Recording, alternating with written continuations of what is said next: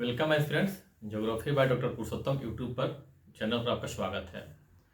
इस चैनल का नाम ज्योग्राफी बाय डॉक्टर पुरुषोत्तम जरूर है, लेकिन हम लोग इस पे ज्योग्राफी के अलावा सामान्य अध्ययन के अन्य टॉपिक का भी अध्ययन करेंगे। तो जैसा कि हम लोगों ने ज्योग्राफी बिहार स्पेशल ज्योग्राफी संबंधित बातों को हम लोग देख लिया है।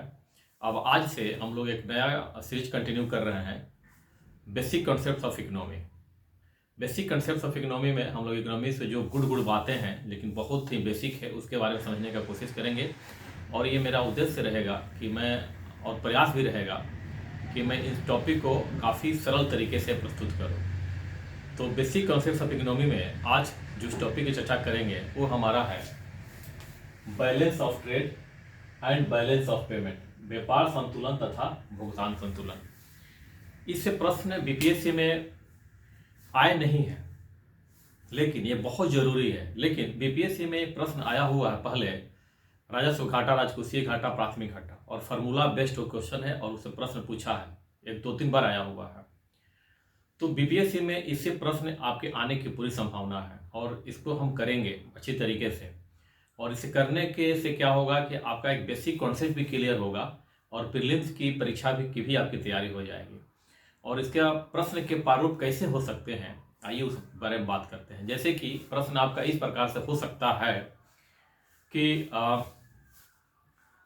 व्यापार संतुलन बड़ा है कि भुगतान संतुलन बड़ा है। व्यापार संतुलन का एक भाग भुगतान संतुलन है या भुगतान संतुलन का एक हिस्सा, एक भाग व्यापार संतुलन है। इसी प्रकार से ये आ जाएगा कि चालू खाता और पूंजीगत खाते क्या होते हैं। चालू खाते में के कौन कौन से घटक हैं और घटक कुछ ऑप्शन दे देगा, या पूंजीगत खाते के क्या क्या कंपोनेंट है उसके बारे में आपसे प्रश्न पूछे जाएंगे। तो एक बहुत ही बेसिक ये टॉपिक है, लेकिन इसको लेकर के बहुत ज़्यादा बच्चों में कन्फ्यूजन भी होता है और प्रायः लोग इसको पढ़ते भी नहीं है, लेकिन ये बहुत ही ज़रूरी है। तो आइए हम इस टॉपिक की शुरुआत करते हैं, व्यापार संतुलन तथा भुगतान संतुलन।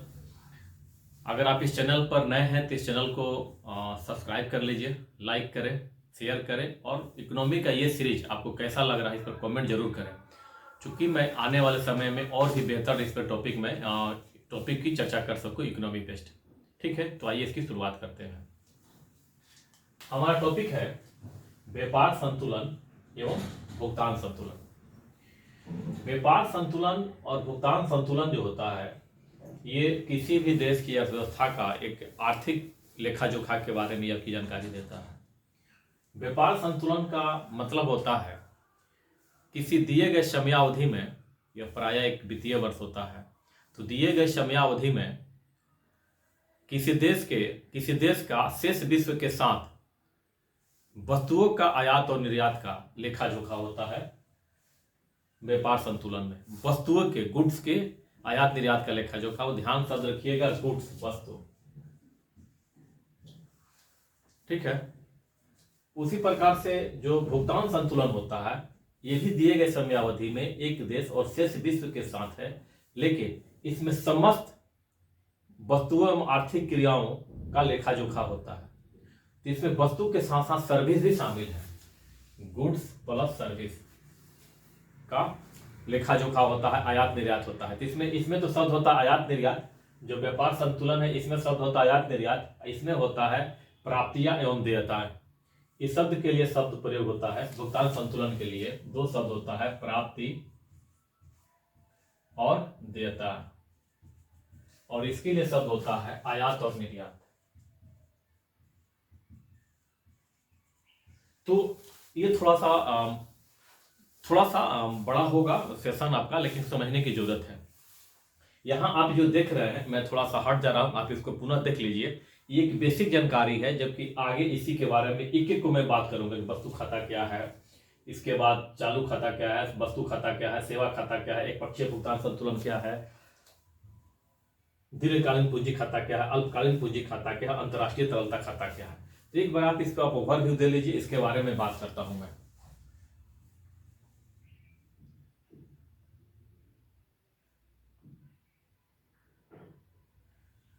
आइए देखिए, अब ये जो है, पहले हम बात करते हैं व्यापार संतुलन के बारे में। जैसा कि व्यापार संतुलन के बारे में बोला कि एक दिए गए समयावधि में एक देश और शेष विश्व के बीच वस्तुओं के आयात निर्यात का लेखा जोखा होता है।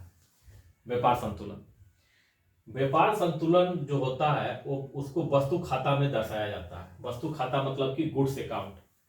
गुड्स अकाउंट को हम लोग विजिबल अकाउंट भी बोलते हैं, दृश्य खाता।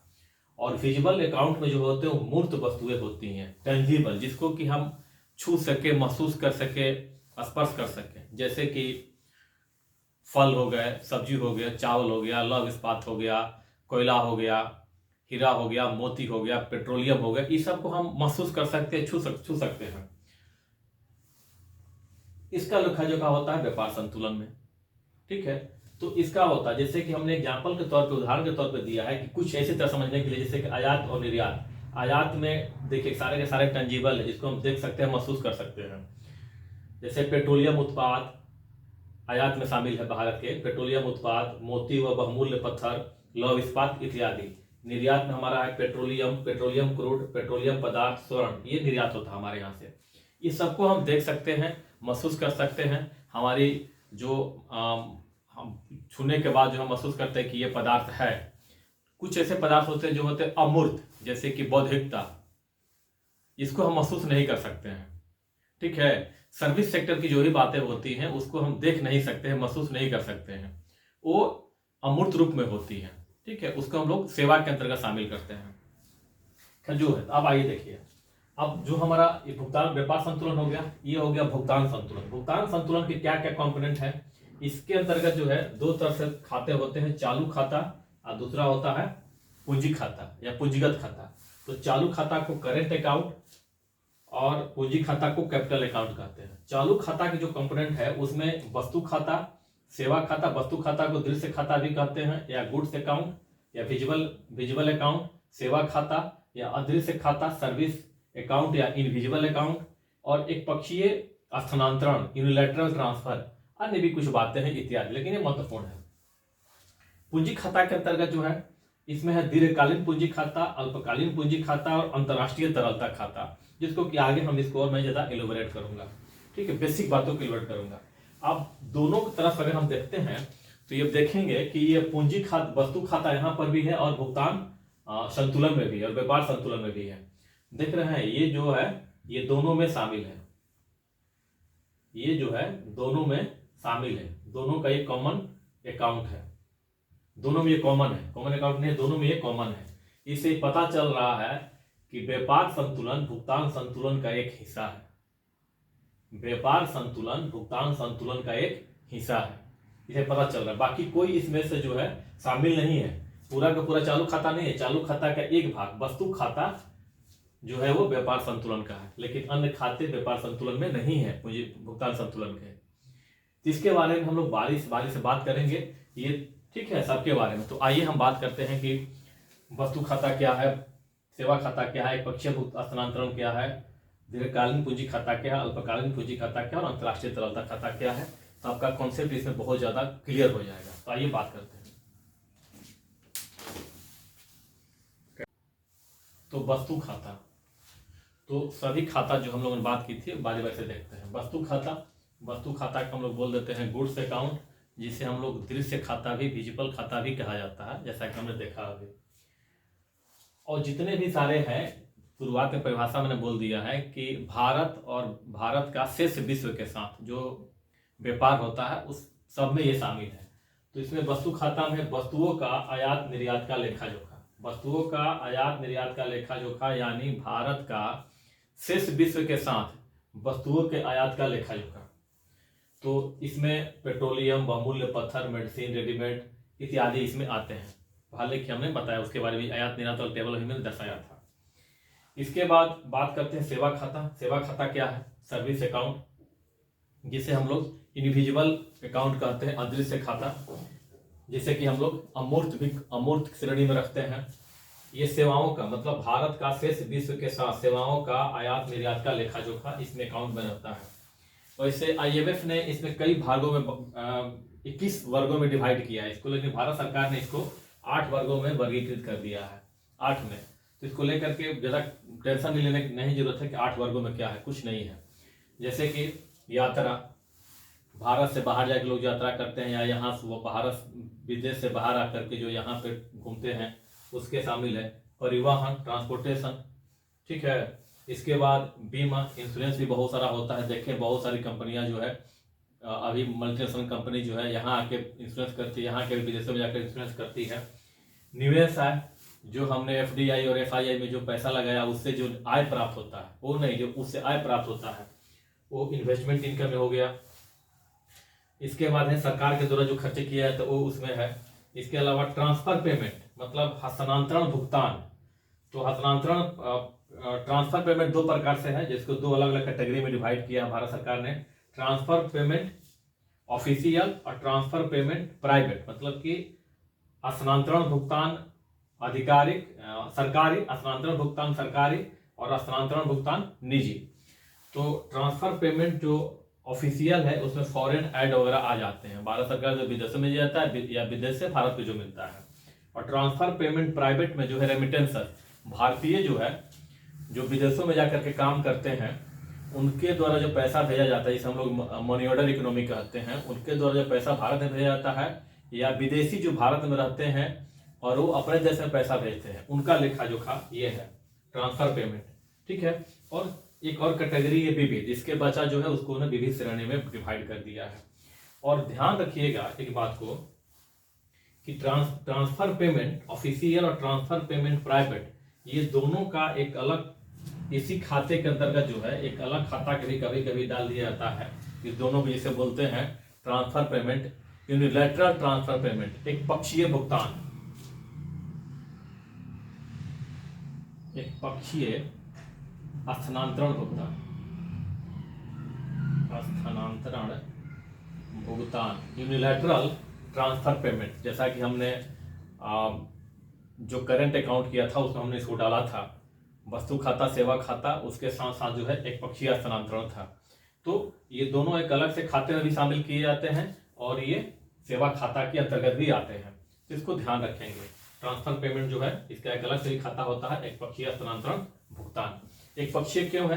क्योंकि जो मध्य एशिया में और जो साउथ वेस्ट एशिया में, दक्षिण पश्चिम एशिया, मध्य एशिया में जो भी भारतीय काम करते हैं, यूरोप में जो काम करते हैं या अमेरिका में जो काम करते हैं, अपने जो पैसा भेजते हैं यहाँ तो आ जाता है, लेकिन यहाँ के बदले तो यहाँ से लोग तो वहाँ कुछ नहीं भेजते हैं, उनके परिवार वाले, एक पक्षी ही हुआ। या यहाँ जो विदेशी कार्यकर्ता अपने देशों को भेजते हैं, यूरोप में भेजे चाहे अफ्रीका में भेजे, तो वहाँ से उनके बदले में कुछ पैसा रिटर्निंग आता नहीं है, इसलिए तो एक पक्षी कहा जाता है।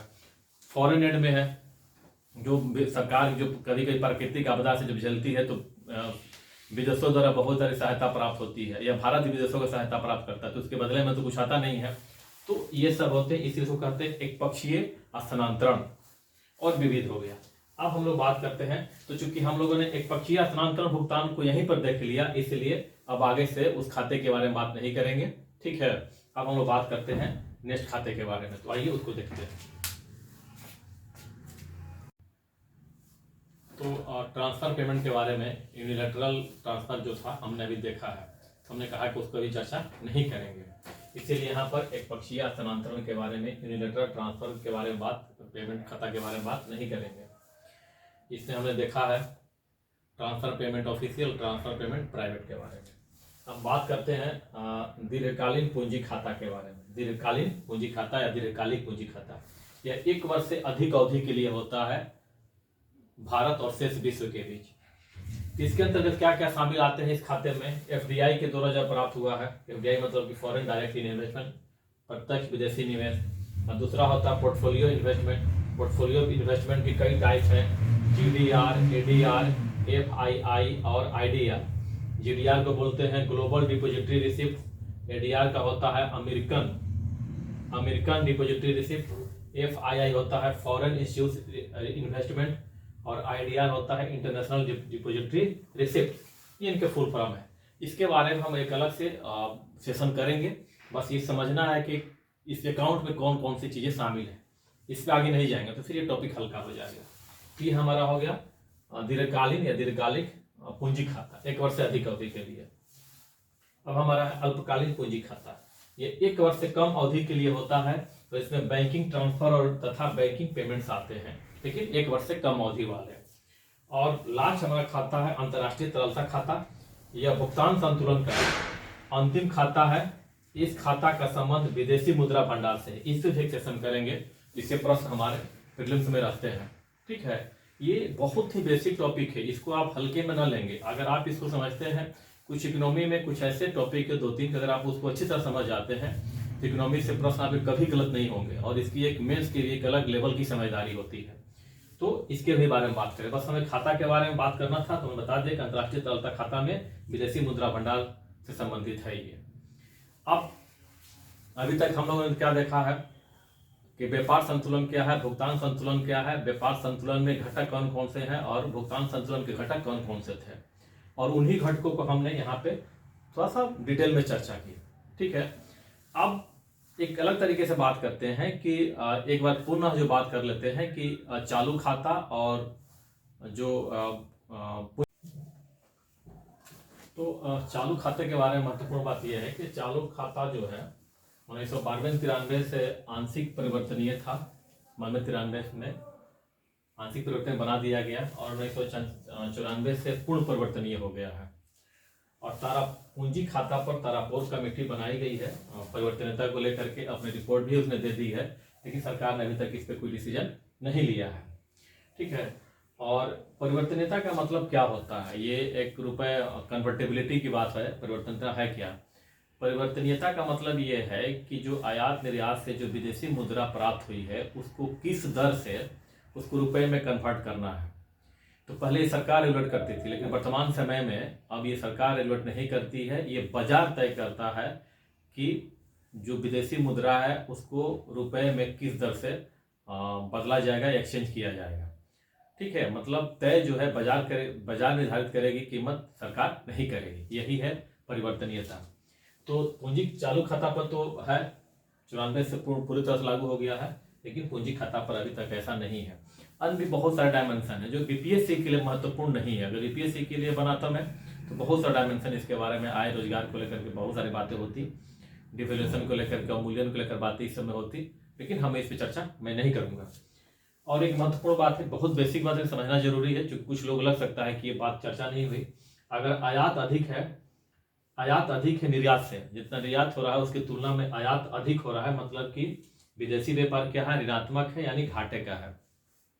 अगर निर्यात अधिक है और आयात कम है, माने आयात से निर्यात अधिक है, तो सकारात्मक है, मतलब फायदा है, पॉजिटिव हमारा अकाउंट शो करेगा।